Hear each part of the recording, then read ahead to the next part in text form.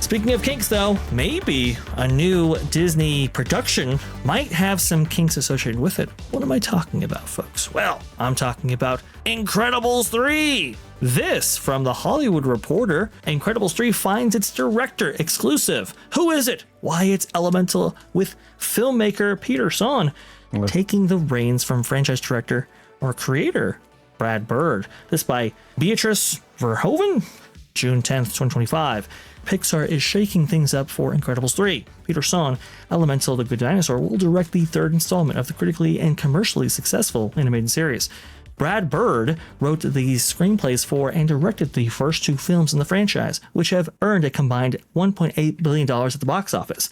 Bird is currently in the process of writing the screenplay for the threequel, which will be produced by Bird and Dana Murray, that being Oscar-winning Soul. The franchise follows married couple Bob and Helen Parr, Craig T. Nelson and Holly Hunter, who live in the quiet suburbs with their three children after being forced to hide their superpowers by a new government mandate. Samuel L. Jackson and Sarah Vowell are part of the main cast. And it goes on to talk about the history of the Incredibles franchise, which you can actually see on screen right now. But I want to kind of go into Peter Sohn's work, because Peter Sohn, I mean, Elemental was, I guess, good enough, maybe, at a time when a lot of these animated works, or I should say a lot of these films coming out in the industry weren't doing all that well. So I think a lot of people maybe went to the theater for Elemental expecting that signature Pixar quality and found a film that was, okay. I think is the general consensus that I've heard for this particular project. But Good Dinosaur, we know, was, at a time when Pixar could do no wrong and they just produced box office hits, that was one that was seen as, well, that underperformed greatly. Culture, my question to you is Peter Sohn the guy to take on the reins of Incredibles from Bad Bird? He doesn't seem to have a good track record. That's the simplest response there. He doesn't seem to have a good track record. His things that he makes don't perform well. He is hopelessly ingrained in, Elemental. He's hopelessly ingrained in the messaging, and Good Dinosaur didn't do well. Elemental didn't do well. This is not the guy I would have trusted with something like that, especially since this is a family-oriented thing, and he doesn't seem to understand family dynamics very well. Well, let me ask you, and perhaps we can clarify for our audience who didn't maybe see Elemental or Good Dinosaur, because judging by the box nobody office, did. They might not have. Yeah, exactly. Yeah. What messaging do you worry about somebody like Peter Sohn introducing that maybe he's done before? The same agenda and the opportunity to, take advantage of masculine versus feminine tropes that have been carried out in Disney for a long time. It reportedly, and I believe Jonas has talked about this. He's a very nice man. It's just when you are part of some kind of a movement, which is what a lot of these activists that work for Disney find themselves being. I don't think he started out there. The Good Dinosaur didn't have it wasn't heavy on a lot of tropes outside of just misunderstanding some familial style dynamics. But Elemental had that same problem, and he's been part of lots of. Other than the things, those two things specifically, he's been part of many things at Disney, at Pixar specifically. So he's a Pixar veteran. He's been in the brain trust for a very long time. This is kind of the opposite problem of he probably has a fantastic resume. It just hasn't come through in the way of unmitigated box office success. I think the closest he's gotten with that is Elemental, which made a lot of money overseas. Specifically in, I believe, South Korea, that made a pretty good amount of money. But he's not as far as if you need someone to just hold the bag, okay, he's fine. But if Incredibles 3, written by Brad Bird, is not going to be directed by Brad Bird, okay, there are worse options than Peter Sohn, but it doesn't make me think they're going to be treading any new ground here. They're just going to be continuing to tread water. He's better than average, but also I don't have a lot of faith that they're really pushing the boundaries here. I worry about the state of Pixar if Peter Sohn is their best option. Yeah, that's a good point, actually. That's a really good point. I mean, do you think, because I heard from Incredibles 2, I didn't actually see it. I had to go back and see that film.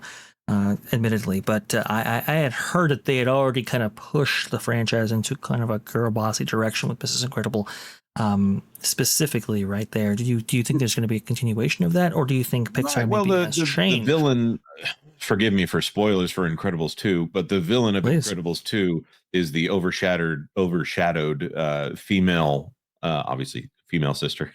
You don't get many male sisters there. What a progressive, what a bold statement I've just made on YouTube here. She's being overshadowed by her brother who wants to bring back the supers, and it is a girl power theme in the end on the movie, and the movie kind of suffers for it. It's for all the stuff where Mrs. Incredible is confident and does well with it.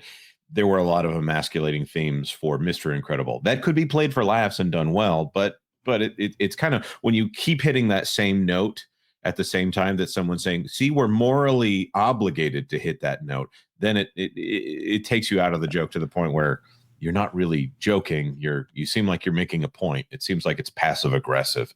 And if Incredibles 3 is going to be perceived as girl bossing, then I think they're going to have a bad time with that.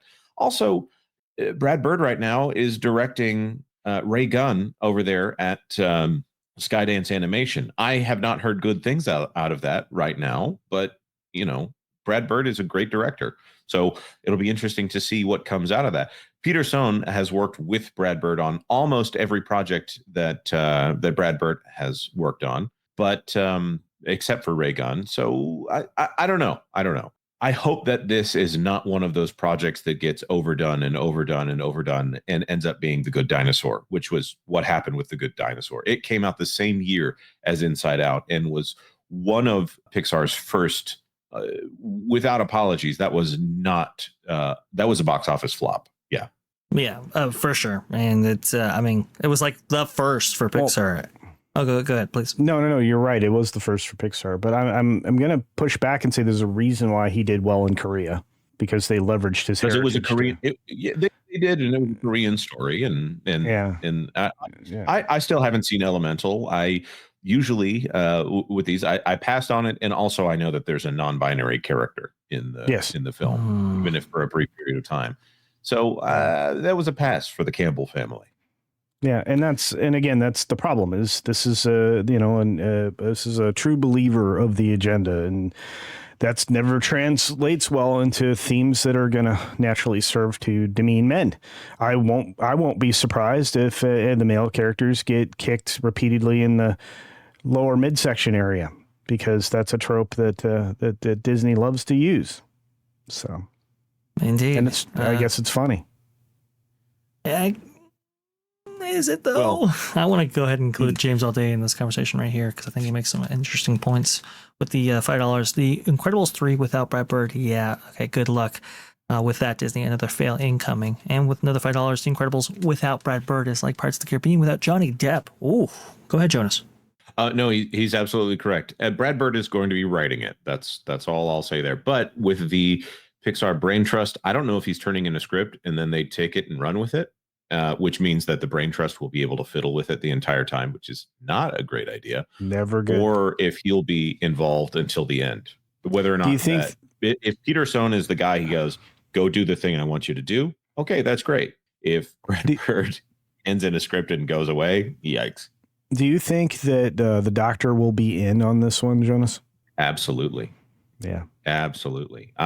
Which culture is referencing the fact that Pete Docter was basically the ghost director on Inside Out 2. Was he really in charge of directing it, or was he the gatekeeper to make sure nothing that was going to be offensive to, let's say, the American right was in that film?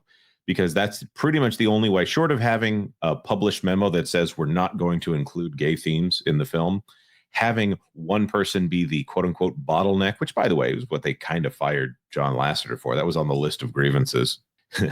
If it takes that long and you have a franchise that's going to last forever, I would rather have the John Lasseter bottleneck, but whatever. The Pete Docter bottleneck appeared to be cleansing out anything that would have been offensive without explicitly saying we are censoring everything that Pixar likes about this as far as a messaging standpoint. It's a complicated issue. But really what it is, when you have one person that's responsible for the entire studio, that's your censor right there. They have to be a true believer, though. So I think this is going to be a very interesting story, and there are ways for this to derail, I think, very, very badly with some of these decisions associated with this franchise. And it's going to be interesting to see if Pixar has learned or if they're about to make entirely new mistakes with this amazing IP. We will see. Thanks for watching That Park Plays News. For more information, consider checking out www.thatparkplace.com. And don't forget to subscribe, share, like, and send this out on your favorite social media account.